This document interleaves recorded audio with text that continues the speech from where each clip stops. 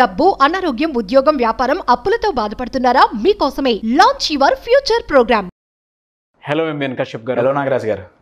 చాలామందికి అంటే లైఫ్లో ఒక్కొక్క సిచ్యువేషన్ ఒక్కొక్కలాగా ఎక్స్పీరియన్స్ అవుతూ ఉంటారు. అయితే కొంతమంది పర్టికులర్గా మనం చూసుకుంటే ఏది చేసినా సరే ఆపోజిట్లోనే జరుగుతూ ఉంటుంది.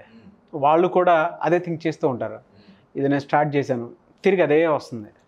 అంటే ఆ నెగటివ్ మైండ్ సెట్ కానివ్వండి, లేదంటే ఆ నెగటివ్ కానివ్వండి, ఎప్పటికప్పుడు అలా తగులుతూ ఉంటుందన్నమాట. ఏ పని చేద్దాం అనుకున్నా కూడా ఇంకా దాని నుంచి బయటపడలేము. ఏది మొదలు పెడదాం అనుకున్నా నెగటివ్ వ్యతిరేకత వచ్చేస్తుంది. దీని నుంచి ఓవర్కమ్ అవ్వాలి అని అంటే అసలు ఏం చేయాలని? చాలా పవర్ఫుల్ క్వశ్చన్ అండి. మన చుట్టూ నెగిటివ్ పీపుల్ ఉంటారు, చుట్టూ నెగిటివ్ సిచ్యువేషన్స్ ఉంటాయి. దాన్ని తట్టుకొని ఎలా నిలబడాలి, అది మనకు తగలకుండా ఎలా చూసుకోవాలి, అంతే. ఆ నెగిటివ్ మనకు తగలకూడదు. Wonderful question. నేను దీనికి ఆన్సర్ చెప్పడానికి ఒక చిన్న ఎక్స్పెరిమెంట్ చేసి చూపిస్తా. అవునా? ఇప్పుడు ఈ ప్లేట్లో వాటర్ ఉన్నాయండి, రైట్?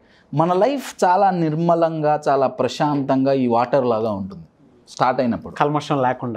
చాలా మంచి వర్డ్ అది, కల్మషం లేకుండా, నిష్కల్మషంగా. నా చిన్నగా లైఫ్లో ముందుకు పోతున్న కొద్దీ నెగిటివ్స్ వస్తాయి. ఆ నెగిటివ్స్ని నేను ఈ పెప్పర్ పౌడర్తో రిప్రజెంట్ చేస్తున్నా. పెప్పర్ కొంచెం ఘాటు కదండి. సో ఇదంతా, ఈ నెగిటివ్స్ అంతా ఇలా లైఫ్లో పడిపోతాయి. ఇది ఏంటి?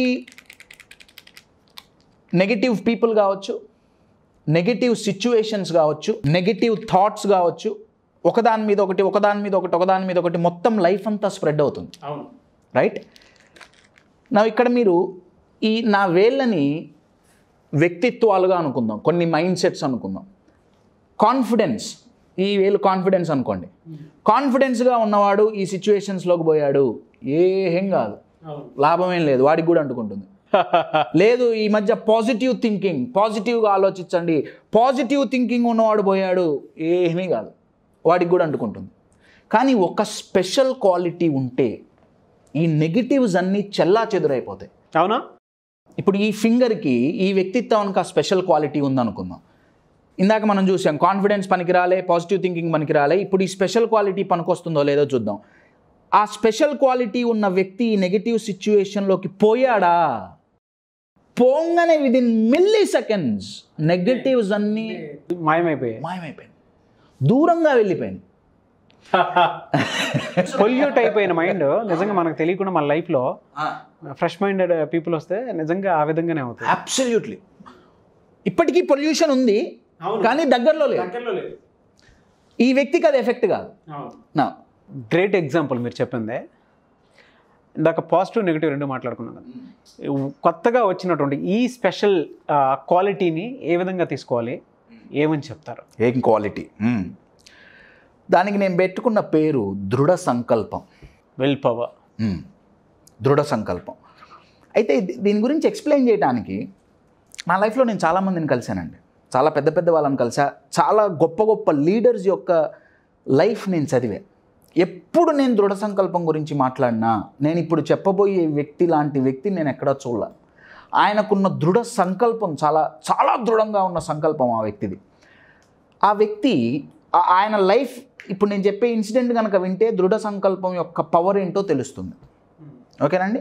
ఈ వ్యక్తికి, ఇతను అమెరికన్, ఇతనికి ఒక 30 ఏళ్ళ వయసు ఉన్నప్పుడు అమెరికాలో ఒక హైవే మీద బండి మీద వెళ్తున్నాడు. అతని ముందు ఒక పెద్ద ట్రక్ వెళ్తోంది. ముందు ట్రక్ ఉంది, వెనక ఈయన ఉన్నారు. ఏమైందో తెలీదు, ఉన్నట్టుండి ట్రక్ స్కిడ్ అయి పడిపోయింది.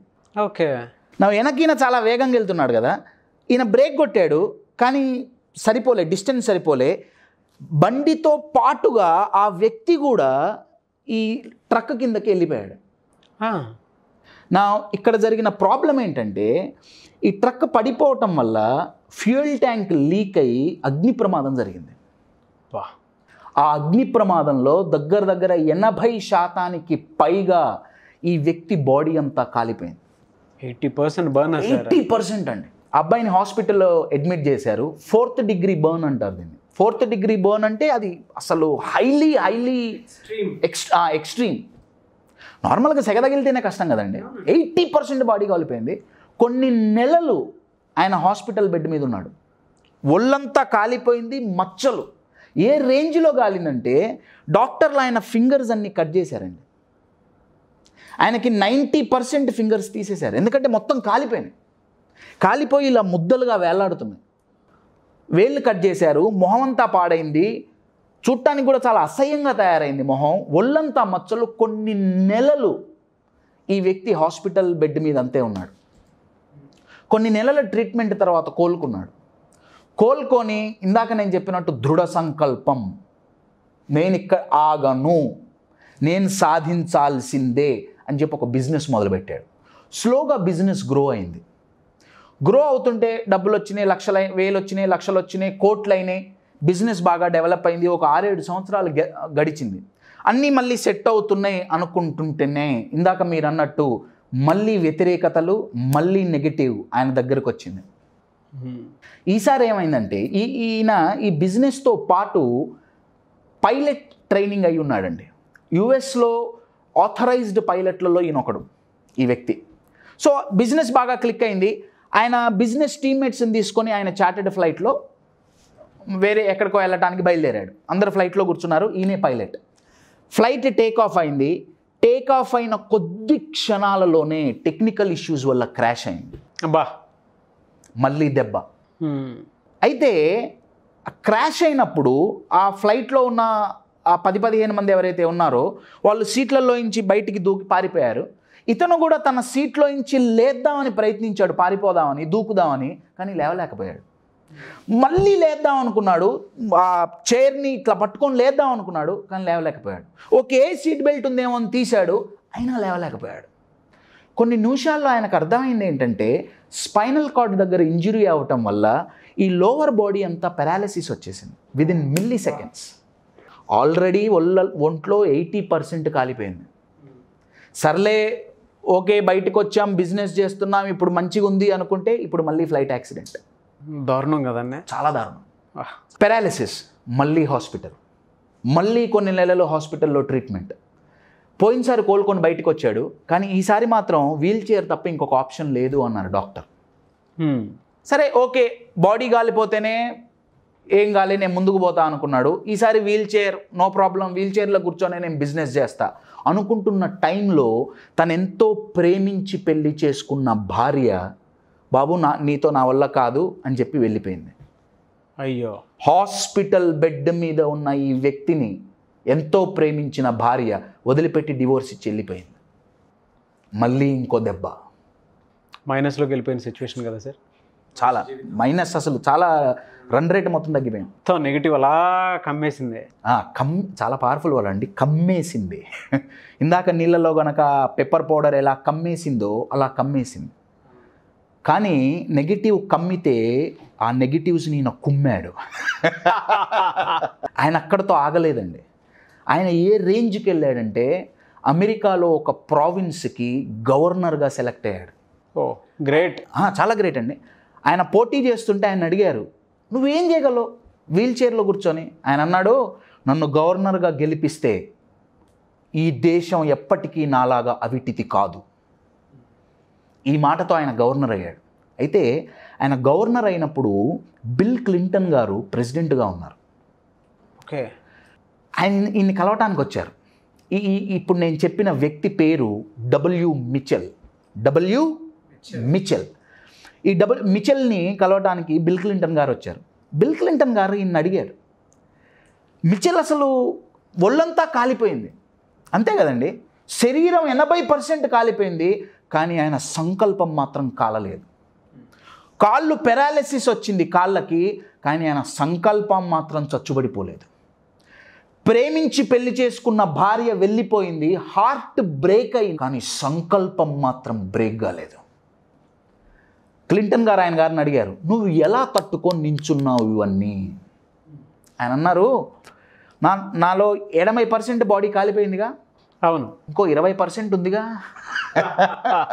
ఉపయోగిద్దాం. నాకు ఇవన్నీ కాకముందు నేను మంచిగా ఉన్నప్పుడు ఫర్ అన్ ఎగ్జాంపుల్ ఒక 1000 పనులు నేను చేయగలను అనుకుందాం. దాంట్లో ఇప్పుడు 999 పనులు నేను చేయలేను, నో ప్రాబ్లం, కానీ చెయ్యగల ఒక్క పని ఉంది కదా, నేను చేస్తా. Look at his mind set. సంకల్పం. దృఢమైన సంకల్పం, నార్మల్ సంకల్పం కాదండి. ఎగ్జాంపుల్ చెప్పాలంటే ఇప్పుడు మీరు ఒక గోడ కడతారు. గోడ కట్టాలంటే ఇటుకలు పెడతారు, ఇసుక కలుపుతారు, సిమెంట్ వేసి ఆ సిమెంట్ అంతా వేస్తారు. ఆ గోడని ఇట్లా ముట్టుకుంటే కింద పడిపోతుందండి కట్టంగానే, అవునా? కానీ దానికి రోజు నీళ్లు కొట్టి కొట్టి కొట్టి కొన్ని రోజులైన తర్వాత చాలా దృఢంగా తయారవుతుంది. దాన్ని చేత్తో గుద్దితే అది విరగదు, చెయ్యి ఇరుగుతుంది. సేమ్ సంకల్పం కూడా, నేను ఇవాళ ఇది నేను సాధిస్తా అంటే సరిపోదండి, సంకల్పమే. కానీ దృఢమైన సంకల్పం అంటే ఆ సంకల్పంలో మునిగిపోవాలి. అవును, you are getting my point. ఎప్పుడైతే each and every cell in our body vibrates with our goal, my dear friends, that's becomes what we are talking, దృఢమైన సంకల్పం. ఇంగ్లీష్లో అయితే విల్ పవర్ దీన్ని అనేది, కానీ నేను దీనికి పెట్టుకున్న పేరు విల్ పవర్ కాదండి, దిల్ పవర్. ఇప్పటికీ డబ్ల్యూ మిచెల్ ఇప్పటికీ వీల్ చైర్లోనే కూర్చొని ఒకటి కాదు, రెండు కాదు, కొన్ని లక్షల కోట్ల మందిని ఆయన మాటలు మోటివేట్ చేస్తున్నాయి. ప్రపంచంలోనే పేరు ప్రఖ్యాతిగాంచిన మోటివేషనల్ స్పీకర్స్ లిస్ట్లో ఆయన టాప్ 10లో ఎప్పుడూ ఉంటారు. W Mitchell from United states of America. ఆయన ఒక సెంటెన్స్ చెప్పారండి. ఆయన చెప్పిన సెంటెన్స్ ఏంటంటే, నాకేం జరిగింది, మనకేమన్నా జరిగితే, నెగిటివ్ జరిగితే ఏం జరిగింది అన్న దాని మీద ఫోకస్ చేస్తున్నామా, ఏం జరగాలి అన్న దాని మీద ఫోకస్ చేస్తున్నామా? ఏం జరిగింది అనే దాని మీద యూజువల్గా ఫోకస్ చేస్తాం. ఆయన గారు అదే అన్నారు, నా ఒళ్ళంతా కాలిపోయింది, అయ్యో ఫోకస్ చేస్తూ ఏడవచ్చు, అయ్యో నాకు పెరాలిసిస్ వచ్చింది, దాని మీదే ఫోకస్ చేస్తూ ఎక్కువ గెయిన్ అవుతుంది, సింపతి వస్తుంది కానీ మనం ఏం సాధించలేం.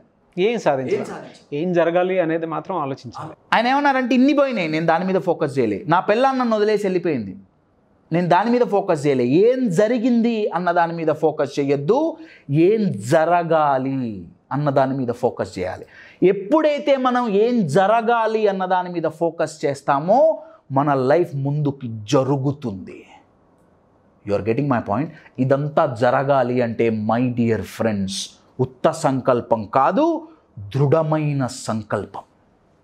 డబ్ల్యూ మిచెల్ స్టోరీ నేను తీసుకోవటానికి మెయిన్ రీజన్ ఏంటంటే అండి, రీసెంట్గా ఒక 4-5 నెలల క్రితం మన తెలుగు రాష్ట్రాల్లోనే పేరు ప్రఖ్యాతులుగాంచిన ఒక మోటివేషనల్ స్పీకర్ సూసైడ్ చేసుకొని చనిపోయారు.